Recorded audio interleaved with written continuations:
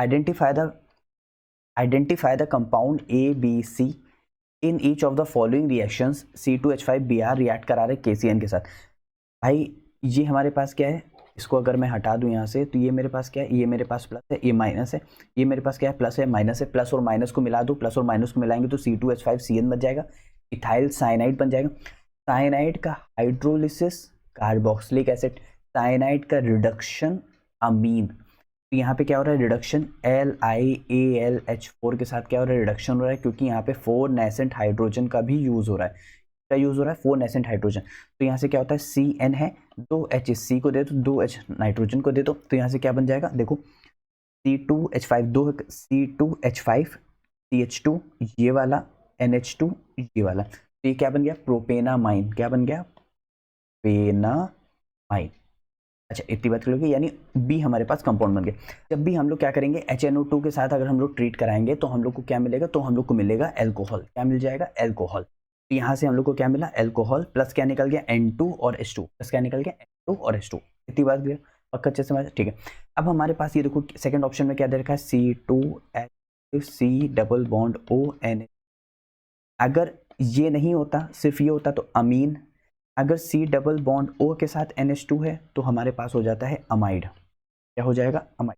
अब इस अमाइड को रिएक्शन करा रहे Br2KOH, इसका मतलब हॉफमैन ब्रोमाइड डिग्रेडेशन। कौन सी रिएक्शन, हॉफमैन ब्रोमाइड डिग्रेडेशन। तो यहाँ पे क्या होता है, CH3, यहाँ पे क्या है, C double bond O NH2। मतलब एक एग्जांपल लेके बता रहा हूँ। तो यहाँ से हम लोग Br2KOH के साथ हम लोग रिएक्ट कराते हैं, इसको हम लोग KOBr भी लिख सकते हैं, इस बात को भी आप लोग ध्यान रखेंगे। ये हट जाएगा तो हमारे पास बचे NH2, यानी चेन डिग्रेडेशन, यानी चेन कम हो गई, एक कार्बन कम हो गया, तो इसी वजह से उसको बोलते हैं CH3CH2, यानी हाफमैन ब्रोमाइड डिग्रेडेशन।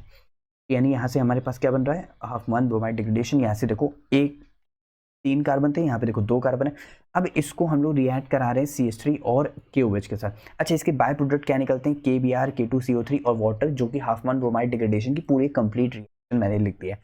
तो क्या निकलेगा, KBr, यहाँ से ये देखो KBr निकल जाता है। फिर हमारे पास बचा K2CO3, यहाँ से K, यहाँ से C डबल बॉन्ड O, ये रहा CO3 इस फॉर्म में निकलेगा, और बाकी बचा हमारे पास वाटर रिलीज। वो मैकेनिज्म आती नहीं है, कोई मतलब नहीं है। अब यहाँ से हमारे पास क्या बन गया, इथाइलअमीन। अब इसी इथाइलअमीन को क्लोरोफॉर्म और KOH के साथ ट्रीट कराएं, जैसे यहाँ पे देखो क्वेश्चन में कह रहा है। तो यहाँ पे क्या कह रहा है, क्लोरोफॉर्म और KOH के साथ ट्रीट, क्लोरोफॉर्म KOH के साथ ट्रीट कराना, यानी आइसोसाइनाइड की फॉर्मेशन करना। इसका मतलब जो रिएक्शन है वो कौन सी रिएक्शन है, कार्बाइल अमीन रिएक्शन है। कौन सी रिएक्शन है, कार्बाइल अमीन रिएक्शन। अब इसका मतलब यहाँ पे किसकी फॉर्मेशन होगी, आइसोसाइनाइड की। तो यहाँ पे कितने हैं, यहाँ पे 2 C2H5 चेन डिग्रेडेशन के बाद, तो हमारे पास क्या बन जाएगा, NC, यानी क्या बन गया, आइसोसाइनाइड।